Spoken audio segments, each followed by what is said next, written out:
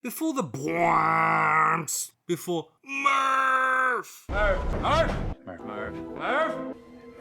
and before Harry Styles, Chris Nolan breathed new life into DC movies, reinventing Batman for a new generation and creating some of the most iconic comic book movies in history. But in so doing, did he sow the seeds for a period of lackluster movie making that DC is yet to fully recover from? The Dark Knight Trilogy represents Warner Bros.' most successful series of CBMs, racking up nearly $2.5 billion at the box office, almost as much as Bruce Wayne has in the bank. In this video, we're not trying to blame Nolan for DC's shortcomings, but instead argue that his enormous success created a huge wave of influence on the movies and TV shows that followed. So let's start at the beginning. The Batman beginning. The year is 2005. Joel Schumacher's Batman and Robin is a distant, horrible memory that Warner Bros. Is still reading from. In desperation, they turn to lesser-known DC properties to piggyback the growing comic book movie genre, with horrific results. Thanks to his connections at Warner's, an up-and-coming director is granted an opportunity rarely afforded in Hollywood, the chance to tackle one of the biggest superhero franchises in town. To work on screen, he says, Batman must be stripped back to basics and grounded in the familiar, gritty reality of our own world. On Nolan's strict guidelines, there are to be no superpowers, not even extreme nail growth. Having them would just upend the reality he's attempting to create. As in the comics, Bruce Wayne's only skills of note will be his ability to plan, prepare, and kick ass accordingly. And putting on his incredible bad voice. Unlike certain other superhero origin movies of the time, this one works like a charm, bringing Batman back from the brink of oblivion. Fast forward 7 years to 2012, Nolan's eagerly anticipated third Bat movie is released to mostly positive reviews, though the film isn't the home run many anticipated. Should that be touchdown? You know what, there is football in this movie. Let's go with Okay, scratch that. The tried and tested formula is beginning to show cracks. The smart, sophisticated elements of The Dark Knight have given way to over-the-top action and bombast, as if Hans Zimmer's score has taken life on screen. Bwam! The visuals soar, but the writing feels very, well, bwam! Hot on the heels of The Dark Knight Rises, DC's next move was to try and figure out Superman. Bryan Singer's Superman Returns had proven a damp squib, and the inevitable reboot was forced into production because Jerry Siegel's estate could sue Warner's if they didn't get a move on. Meanwhile, Bale was done as Batman, Green Lantern had bombed, and George Miller's Justice League Mortal had failed to materialise. With the Avengers proving such a success, there was pressure on DC to try and replicate the formula, bringing about their own shared universe. So Nolan, who'd helped David Goyer flesh out the story, stayed on to exec produce, and Man of Steel would be directed by Zack Sucker Punch Snyder. Not the ideal circumstances for kicking off the modern DC era, but there was hope. Get this right, and Warner's could potentially develop their full back catalogue of superheroes. Get it wrong, and the whole thing gets thrown into jeopardy. I'll take douchebag directors for 2000, Alex.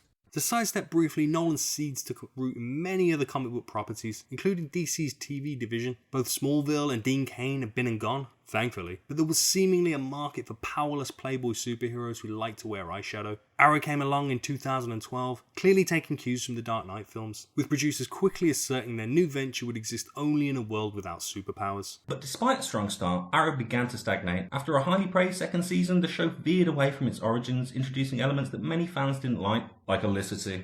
But that's another story. The obvious remedy was to introduce superpowers, something that fans have been crying out for, and to the producers' credit, they go with it. Suddenly, superheroes began popping up all over the place, spawning a whole host of renewed interest in DC properties. To understand what I'm about to tell you, you need to do something first. You need to believe in the impossible. Can you do that?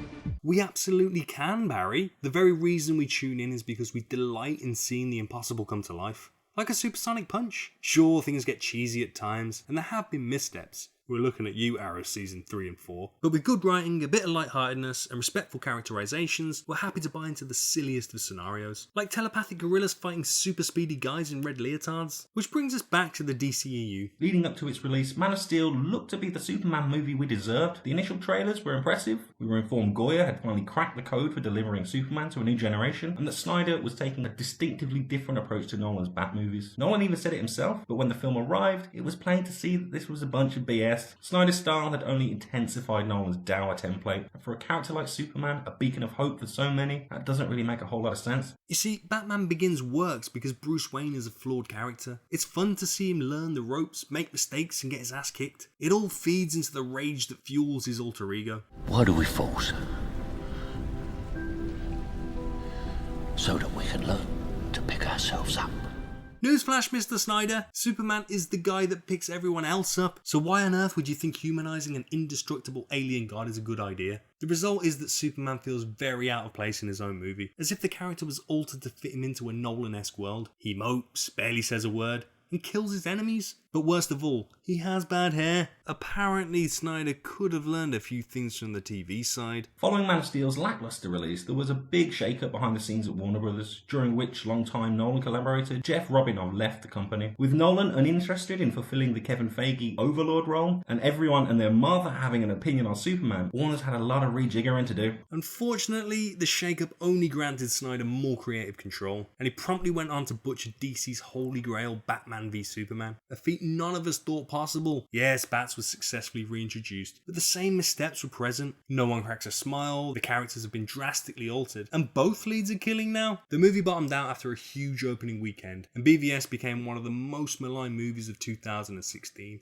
If not all time. The long-awaited turning point finally arrived with Suicide Squad. Its neon nightmare aesthetic represented a much-needed departure from the norm, the first steps away from the Nolan mold. The irony is that of all the DC properties, a movie about bad guys probably suited that style best. We wanted to see these characters behaving like bad motherfuckers, but it all turned out very PG-13 thanks to a lot of behind-the-scenes tinkering. Ultimately, the film just couldn't live up to the hype generated by its deceptive marketing, which brings us to the present situation. So is it fair to blame Nolan for DC's shortcomings? On one hand, yes, he knowingly created a universe exclusively for Batman, and while this formula proved extremely appealing for moviegoers, there wasn't enough substance to build on it. Attempts to replicate the formula failed on both TV and film, which should have sent alarm bells ringing throughout Warner's. So while DC is the victim of Nolan's success, he can't shoulder the blame alone. Inevitably, you have to look further up the food chain at Warner's. There have been some pretty bizarre post-Nolan decisions. Chief among them is the continual hiring of David S. Goyer, a writer who, without strong leadership, has been involved in some truly horrendous films. Then there's Zack Snyder, a director who just about made it through 300 and Watchmen on the visuals and strength of the source material. A guy that was allegedly hired for Man of Steel because he could make the movie quick despite the obvious story problems. Allowing Goyer to collaborate on BVS after Man of Steel was only inviting the shitstorm that followed, even in spite of Academy Award-winning Chris Terrio's input. By the end of 2017, we should have a much better idea of how DC is progressing, if at all. The good news is that John Berg and Jeff Johns will now oversee the creative output, and coincidentally, Johns is one of the guys who helped breathe life into DC's TV properties. It's almost as if the movies are finally taking cues from the TV side and listening to fan feedback. We've been bombarded with messages that DC's movies will be lighter and more fun moving forward. However, in the larger scheme of things, there's still work to be done. The Flash is yet to find a director. There are rumours that both Wonder Woman and Justice League are a mess, and bafflingly, Goyer was just announced as the writer and producer for Green Lantern Corps. While we're all hoping DC's fortunes turn around, the ultimate question is, if 2017 isn't successful for the DCEU, what will be the next move? Do they attempt to right several fundamental wrongs, i.e. booting Snyder and Goyer? Or are we looking at seeing another reboot? DC certainly have a wonderful catalogue of characters to draw from, but perhaps this is the universe that's better suited to TV, a place where issues can be dealt with in a flash. So what do you think? Is Chris Nolan to blame? Can the DCEU get back on track before CBMs die out completely? Let us know your thoughts in the comments, and be sure to check out these other Doopy videos. Thanks for watching. Bwah!